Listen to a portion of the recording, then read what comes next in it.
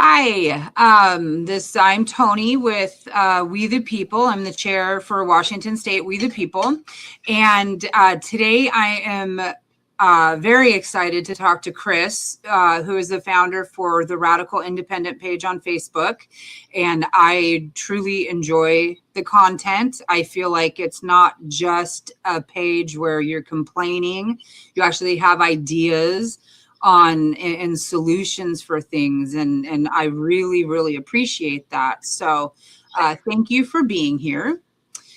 Yeah, so why don't, if you don't mind introducing yourself and telling us a little bit about you and what brought you to do that. Sure. So I'm an Arizona native, and I started the page in the summer of 2021. This was a kind of a COVID summer. I don't know. There was a resurgence, and there wasn't necessarily lockdowns or anything, but it was kind of coming back. I'm a teacher. I was on summer break, so I was on the computer a lot, and basically, I mean, it's kind of not an amazing story, but I was kind of bored. I thought, well, why don't I start a page, kind of more of an intellectual outlet, I suppose, just something to do to, I've got ideas. I've been involved in a couple other smaller pages over the years, but I thought, well, maybe I should start my own and see what happens. And I didn't really have a strong focus at that time. It was kind of weird. I talked about the Constitution. I talked about citizenship, a little bit about civil discourse. It was kind of this hodgepodge of random thoughts and ideas and whatnot. But within about, 4 weeks, it kind of morphed into this, what it is now, basically. So it's really organic, really natural. I kind of started with no expectations. I didn't know if people would show up, maybe 10, maybe 50. I don't know. It didn't really matter. I'm not an activist who was like, I got to start a page. Right. I got to get this and get this word out. And oh my God, it was accidental in a way. But yeah, within about a month or so, it kind of turned into this critical independent thinking, independent politically, sort of this anti-duopoly thing, free, fair, competitive elections type thing. Yeah. And so that's kind of how it got started. And it was slow at first. One thing I've learned with the Facebook page anyways is your growth is a formula of how much you want to pay, basically, because yeah, that is very true. yeah, so if you want to, they call it boost. If you want to boost posts or pay for ads or whatever, you can grow a little bit. You get a little more exposure. Otherwise, it's pretty minimal. And I did that over the years. I don't know, $60, $70, $80 a year or so. Not a lot by any means. Pretty cheap for a hobby, as a matter of fact. But right, yeah. But I've noticed once I've gotten to be, I don't know, past year or so, once it got above 8,000, it sort of became a little more self-generating, which is nice. I guess it just, once you get to a certain point, there's enough people there to, it sort of spreads naturally or something. So. Right. Well, I know I share your stuff, so then it just starts to share organically, and people like what you have to say to share it, because you're at like, what, 14,000 followers now?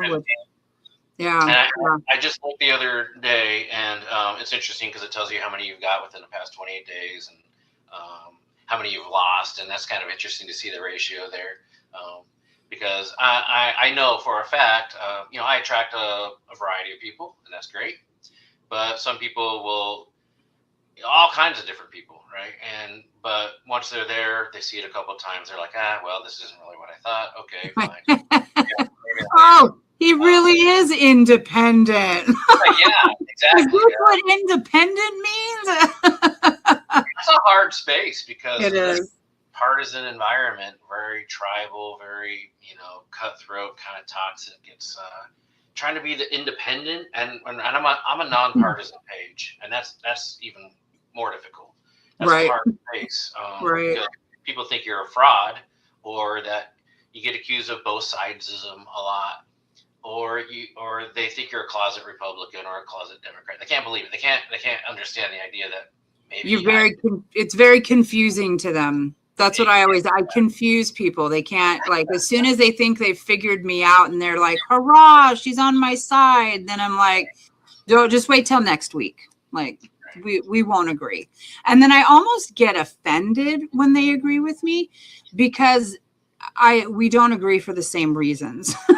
You know, I'm anti-war. That doesn't mean I agree with the liberals. You know, I think the fact that I'm a little, this radical independent thing.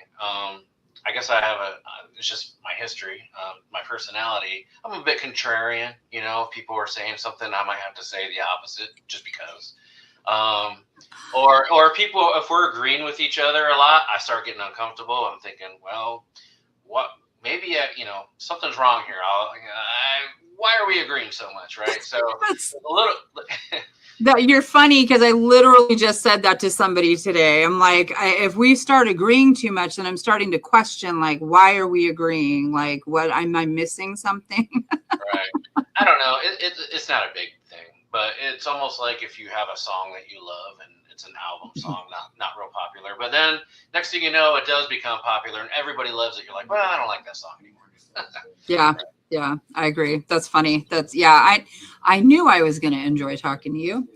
Let's see. What do you think, with everything that's happening today in the world, and, it's just complete chaos everywhere.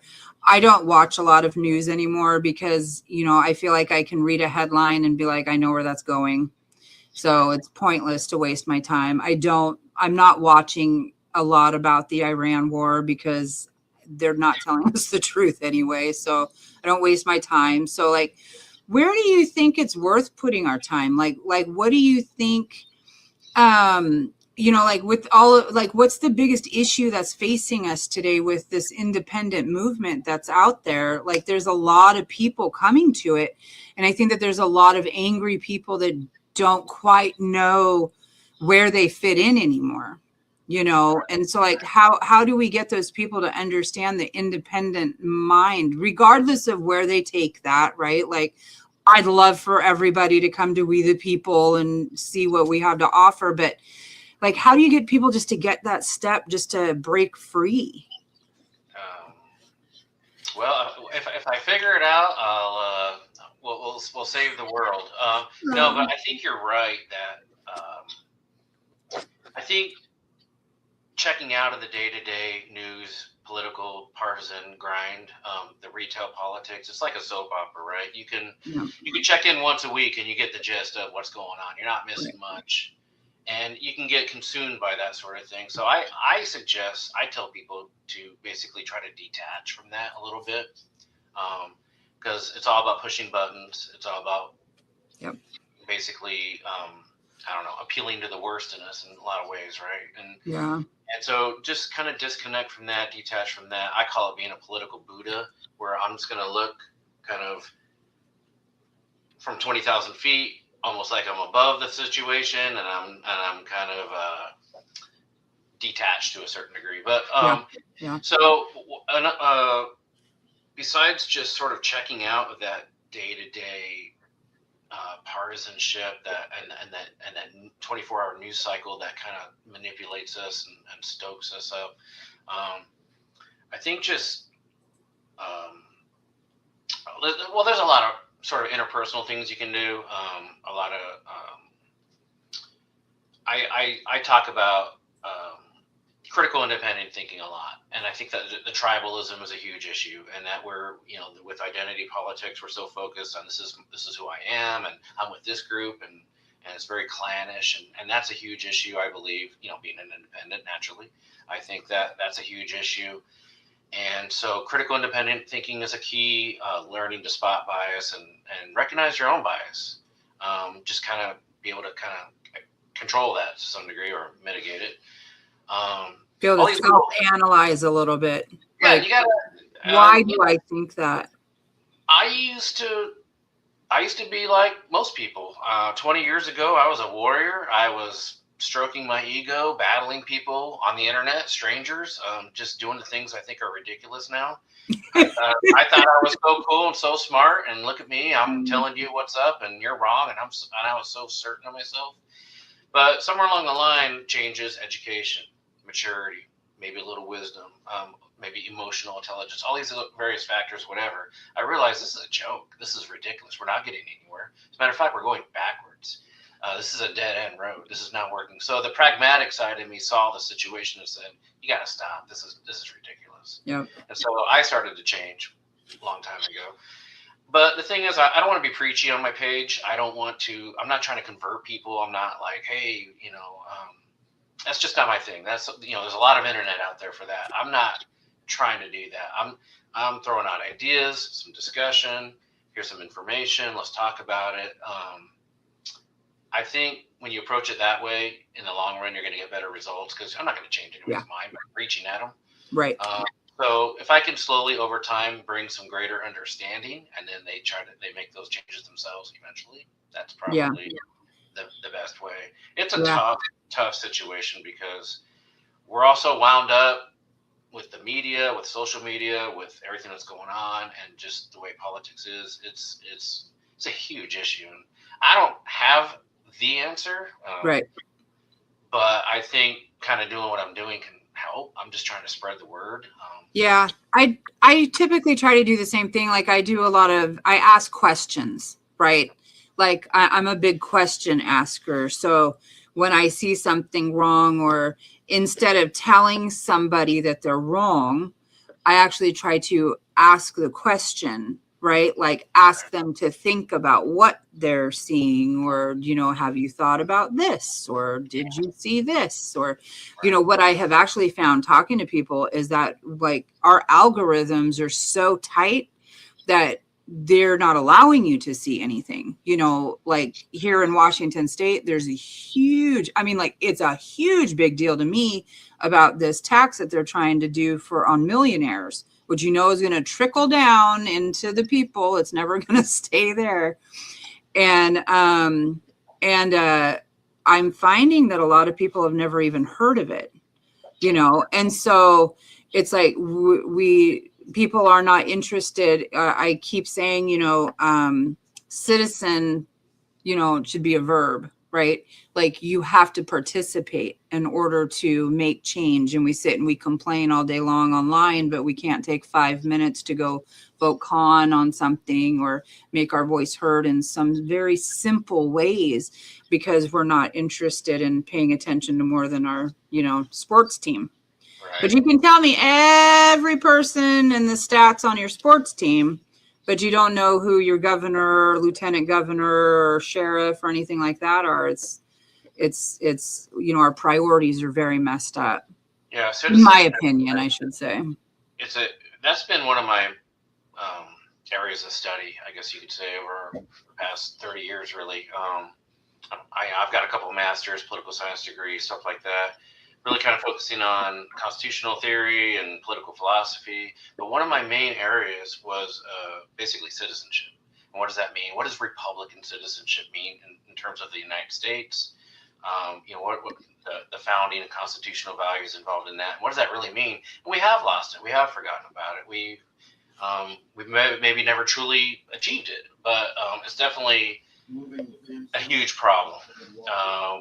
Today with people, you think of citizenship, people just think of it as a legal term more than anything now. But there's so much more to it. There's so much, the philosophy behind it. It depends on a certain type of citizenship that I don't think we have today. That's for sure. Yeah, it's disheartening. So I know that you have amazing ideas on things.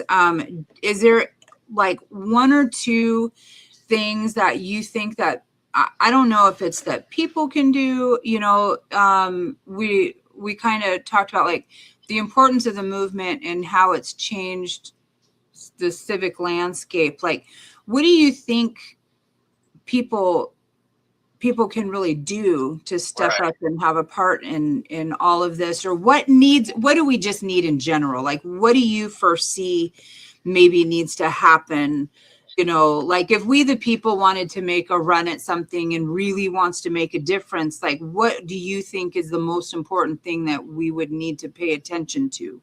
Well, let me back up just a second. So I think one of the issues with my page is that, and maybe a criticism, maybe a negative, I don't know, is that I don't focus on one thing. So I am non-judgmental about a lot of the electoral reforms and a lot of the other sort of tweaks that people want to do.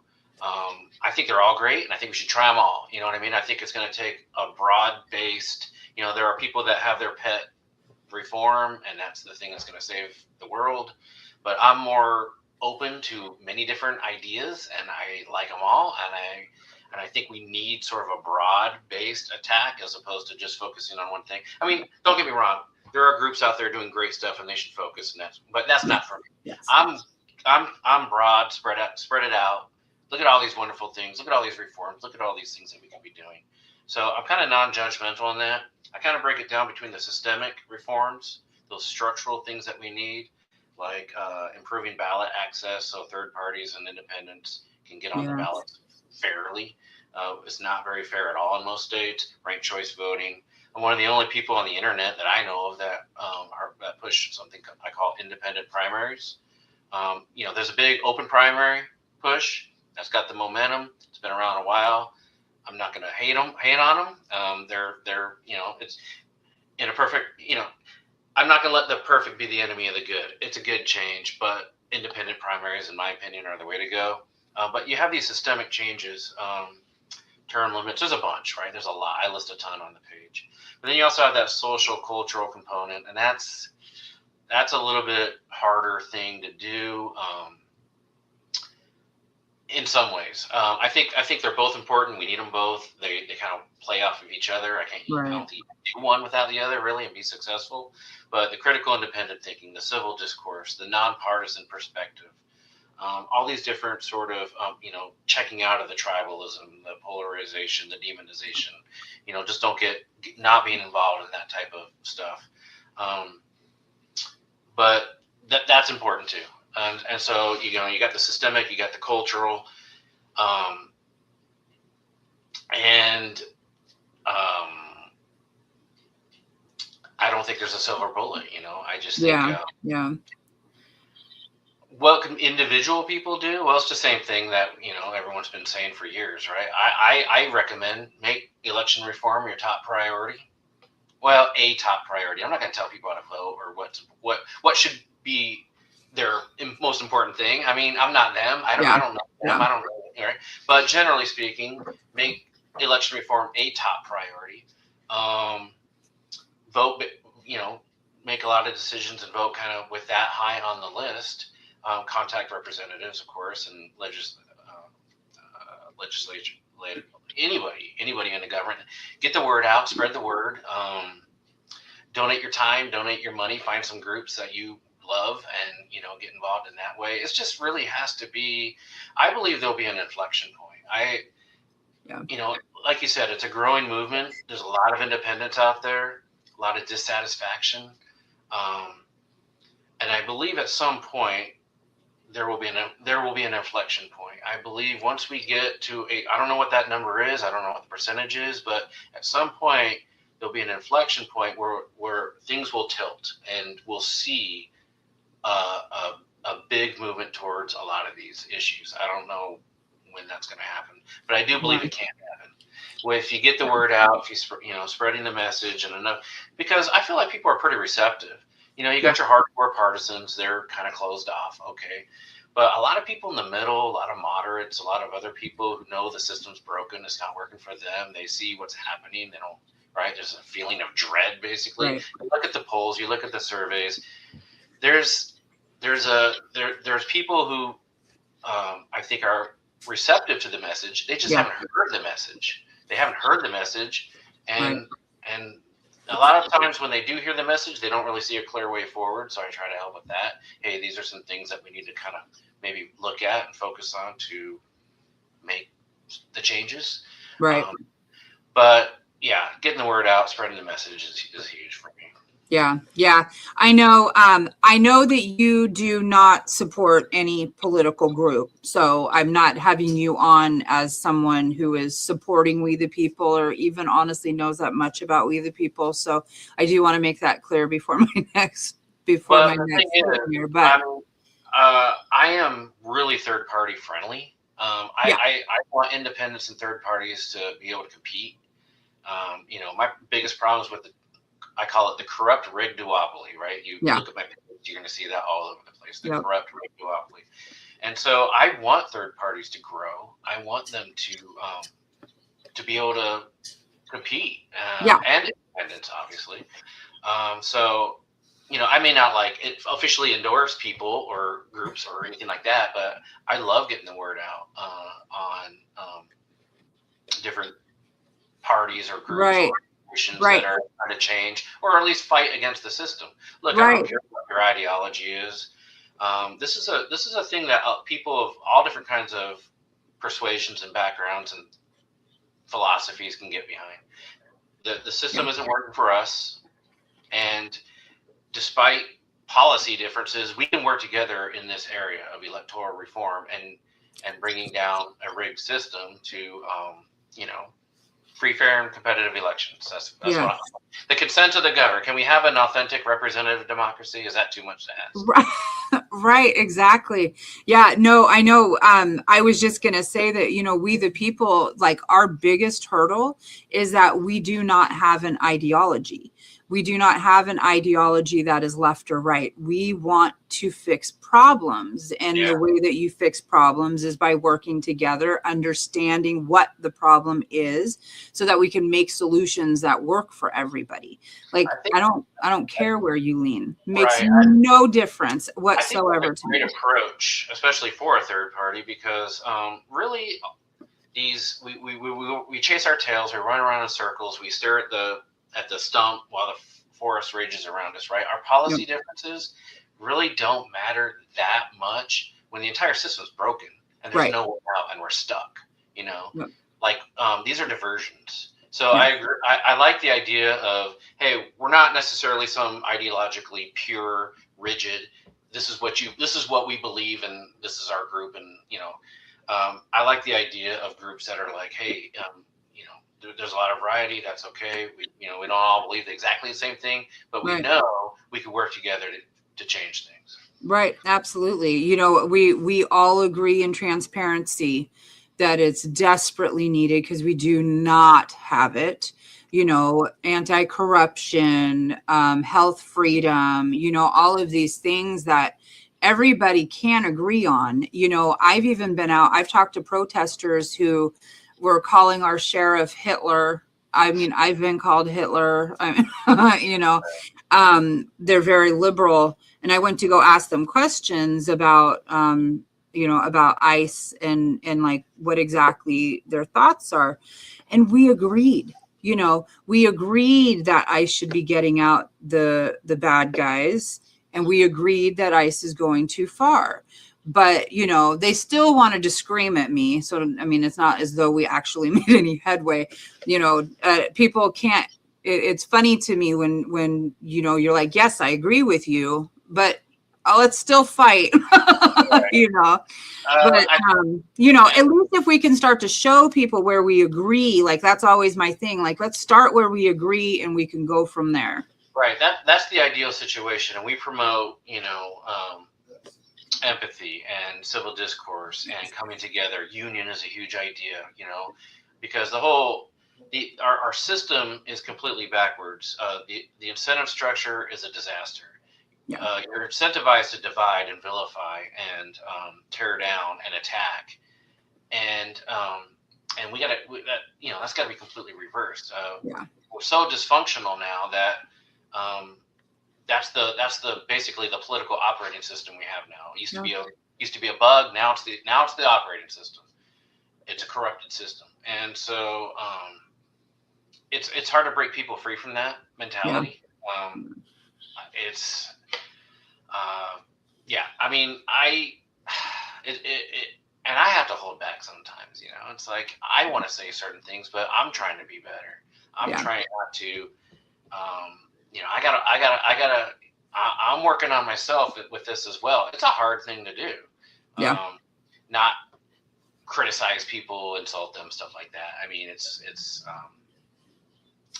hard to separate the two sometimes because I mean, like, I have opinions, right? I have very strong opinions about what I think, but I'm also very, very open to listen to somebody else's right. because I would never have gotten to the ideas that I have had I stayed on a course where I only listened to people who thought like me.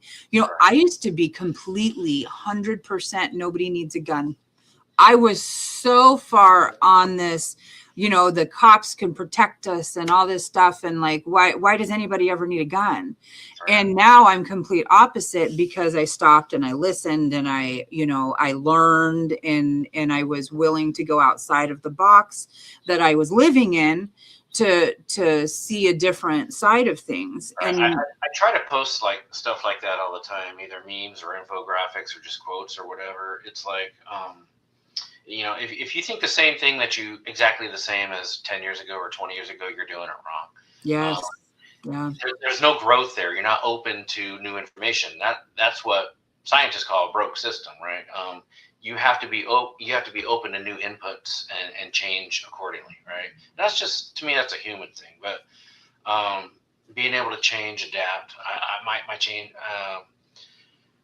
my ideas have changed over the course. But there's a I don't know. There's a certain kind of liberating freedom when you have enough confidence. You reach a point where I know what I believe. I might be wrong, but I have good evidence and good reasoning, and I'm not threatened by information. I'm not Right. I'm not trying to convert people. I'm not a zealot, and when people try to do that with me, I just think to myself, "What are you doing? This is right. This is not how we are supposed to communicate." Right. There's a certain sort of freedom about not trying to I don't know, change everyone's mind about something, Yeah. because then you can just kind of sit back and see things a little more clearly. Right. Yeah, I agree. I think that that's a really good explanation for, you know, for not watching the news, right? Like, I feel like whether people necessarily realize it or not, like, I think what we really watch the news for is that we're waiting for them to tell us what's happening, but it's all opinion. So we're basically waiting for them to give us our opinion, right? A lot of it's analysis, which is just opinion, and right. And are just going to use the news to validate their ideas, right? exactly, right. It's still what do I think? You know, I can look at a headline and know what I think, and it's not a question. So, listen, we have about 2 minutes left, and this has been fantastic conversation. So I just want to thank you again. Is there anything else that you think is important that maybe we didn't get a chance to talk about, or that you would like to mention? No, not particularly. I mean, we could talk more and go over maybe some different areas, ideas in more detail, but no, I think we had a pretty good talk. Yeah, I really do. You know, this will be live tomorrow, but it's great finally getting to talk to you because I really do enjoy the things on your page, and I will definitely make sure that your page is posted so that people can find it, because you have some really great information on there that I think is very enlightening, or would be enlightening for people. A varied media diet. I mean, you may not love everything I post, but people should have a varied media diet, right? And so I say get a little bit of news from all over the place. Yep. And it just kind of gives you some perspective. So thank you for that. Yeah, absolutely. I think it's really good to have, you know, to have dissenting opinions. I like dissenting opinions. When honestly, you know, what's frustrating to me, side note, is that, you know, we act like the right and the left, you know, like it's only because the far left is so loud and the far right is so loud. And it's unfortunate that people think that those are really what the majority of people say and want, when it's really people like us where, we're not happy with what's happening, but the others are so loud. We've just got to get louder. Sure, and maybe next time we can go a little bit further into that. There's a couple great books I could recommend that kind of deal with that topic of left and right and the sort of artificial binary system that we throw ourselves on this, and how it just kind of pits people against each other, and there's not a lot. It doesn't make a lot of sense. That could be a topic, a good topic for maybe another time. That would be great. We will just have to get together and brainstorm what we want to throw at people. So awesome. Okay, well, thank you again for coming on here, and we will talk with you again soon. Okay. Thank you for having me.